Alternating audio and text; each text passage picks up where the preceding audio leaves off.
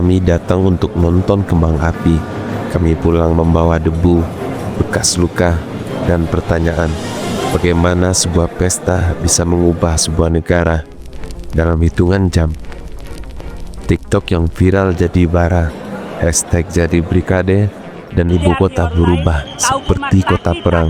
Ini bukan film, ini Nepal sekarang. Awalnya sederhana, sebuah aturan baru. Pemerintah mengumumkan pembatasan pendaftaran platform besar seperti Facebook, Instagram, X, ataupun YouTube dengan alasan regulasi dan keamanan. Tapi bagi generasi yang lahir dengan layar di tangan, itu terasa seperti larangan berbicara. Tagar-tagar viral muncul, video singkat mengejek nepotisme dan gaya hidup elit menyebar.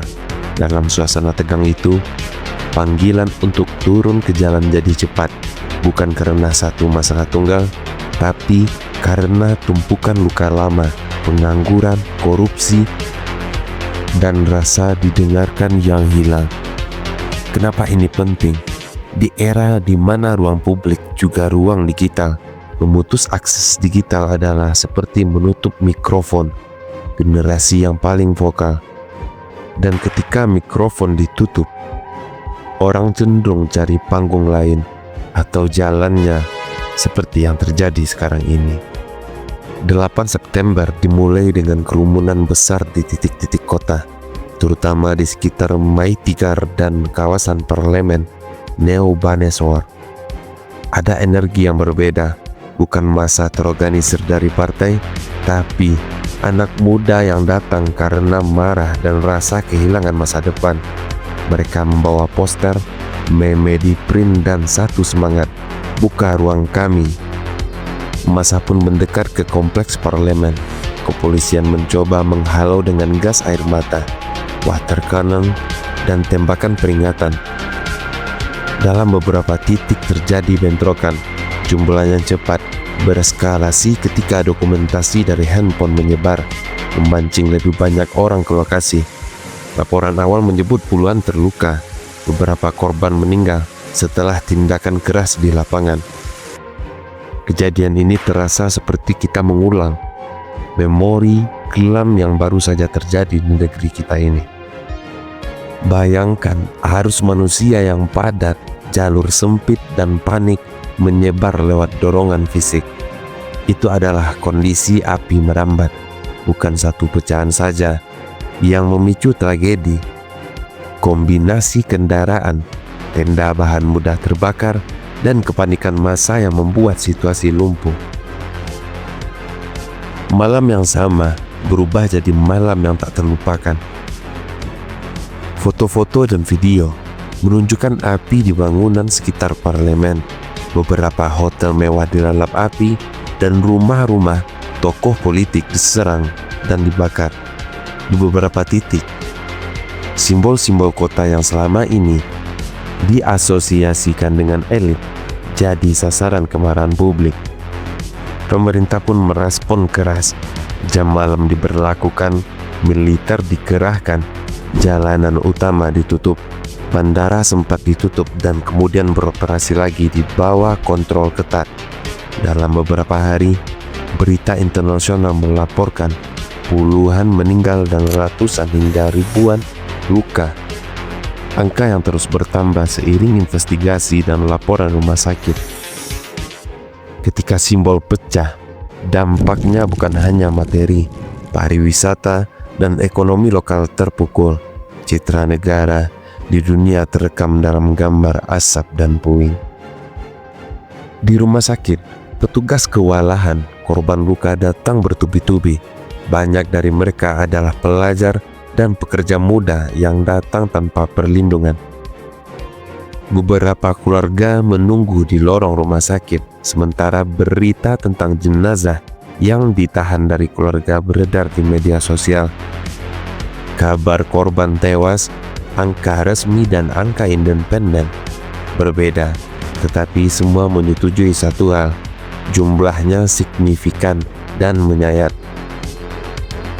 Human Rights Watch dan organisasi hak asasi lain mengeluarkan pernyataan menyorot penggunaan kekuatan mematikan oleh aparat, menuntut investigasi independen. Di saat yang sama, pemerintah menyebut tindakan perlu untuk mengendalikan kerusuhan dan menuduh adanya infiltrator yang memprovokasi kekerasan. Dua narasi berlari beriringan dan publik kebingungan. For that, we need a new youth, new power, and new politicians who are well educated to move the country. Di tengah asap yang paling cepat tersebar bukan selalu kebenaran. Video dipotong, foto dari peristiwa lain diklaim sebagai bukti, dan akun anonim menabur kebencian. Tapi ada juga fungsi media sosial yang menyelamatkan. Volunteer yang koordinasi evakuasi, dokumenter independen, dan jurnalis warga yang kirim bukti langsung dari lokasi. Ironisnya, alat pemicu protes juga jadi alat pertolongan. Penting bagi kita, verifikasi di era viral ini. Percaya tanpa cek adalah membakar lebih banyak kayu di atas api yang sudah membara. Tekanan massa dan krisis politik bergerak cepat. Perdana Menteri mengumumkan pengunduran diri. Kabinet berguncang, dan wacana tentang siapa jadi pemimpin sementara menjadi perdebatan terbuka. Beberapa kelompok menyodorkan figur non-politik, sementara yang lain mendesak reformasi nyata. Militer dan lembaga keamanan dipanggil untuk mengamankan titik-titik strategis, langkah yang sebagian orang lihat sebagai cara cepat menstabilkan keadaan. Sebagian lain anggap bentuk pembungkaman. Di titik ini negara masuk fase transisi darurat. Hukum, institusi, dan kepercayaan publik diuji. Seberapa kuat institusi bisa menahan guncangan, seberapa cepat dialog inklusif bisa dibuka, itu belum jelas. Laporan internasional mencatat adanya upaya dialog, tapi hasilnya masih rapuh. Di antara headline ada banyak cerita kecil. Seorang penjual kaki lima yang kehilangan seluruh modal usahanya. Dia datang ke pasar pagi itu berharap menjual untuk sekedar membayar sekolah anak. Seorang mahasiswa yang merekam protes tiba-tiba menjadi saksi penembakan. Video itu jadi bukti penting. Warga yang membuka rumah, memberi minum, selimut, dan tempat berlindung. Mereka yang diam-diam jadi pahlawan tanpa nama. Cerita-cerita itu mengubah angka menjadi manusia, dan manusia itu menuntut hal sederhana, jawaban dan keadilan. Dari peristiwa ini ada pelajaran keras. 1. Kebijakan digital harus dipadukan komunikasi publik. Memutus ruang ekspresi tanpa dialog itu memicu sebuah ledakan yang besar. 2. Manajemen kerumunan wajib standar keselamatan. Event sebesar itu tanpa jalur evakuasi dan kapasitas terukur berisiko besar. Adapun yang ketiga, verifikasi info bukan opsional. Di zaman viral ini, fakta harus difilter cepat agar tidak memicu kepanikan lebih lanjut. Kota pun membersihkan puing. Media menurunkan headline, politikus mengumbar janji investigasi. Tapi di jalanan, di rumah sakit, di kantin, pertanyaan yang sama tetap membekas. Apakah kekerasan ini akan melahirkan perbaikan nyata atau hanya mengganti wajah lama dengan luka baru? Siapa yang akan menulis ulang kontrak sosial antara generasi muda dengan negara? Akankah ada akuntabilitas yang jelas? Ataukah semua akan kembali padam seperti api yang telah padam? Sementara bara kemarahan tetap menyala. Tonton, dengar, dan verifikasi. Karena bila kita memilih sensasi saat orang butuh jawaban, kita ikut menambah noda pada cerita yang seharusnya bisa jadi pelajaran. Beberapa hari setelah kerusuhan, sebuah rekaman audio muncul, bukan dari arus utama, melainkan dari akun kecil. Dalam beberapa menit, potongan percakapan itu mengubah cara pandang publik. bukan hanya soal kerusuhan, tapi tentang siapa yang memberi perintah saat jam-jam krusial. Jika rekaman itu otentik, maka ada yang memimpin dari balik layar. Jika palsu, maka ia adalah alat lain dalam perang narasi. Dalam kedua kasus, satu pesan sama, kebenaran bisa dipotong, disatukan dan dijual kembali sebagai bukti. Jadi sekarang kita menonton gambar, kita mendengar potongan suara, tapi siapa yang menjahit semua itu jadi cerita yang kita anggap nyata. Di reruntuhan, seorang relawan menemukan sebuah mainan plastik, boneka kecil yang dicoret. Di dalamnya tertancap selembar kertas kecil, nama sebuah komunitas yang selama ini diam.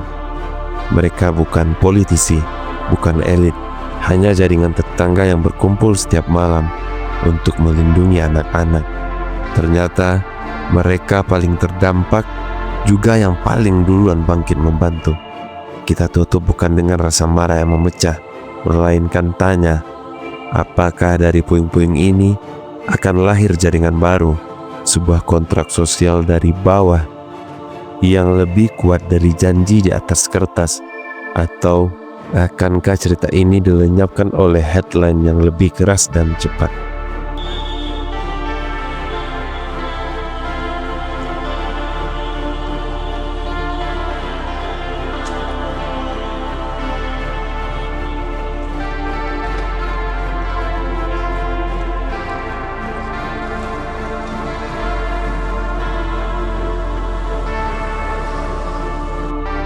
त फुटाएका धाक लगाएर सामर्थ्य ह्रास भइसकेपछि पनि आफ्नो कुरा माथि पार्ने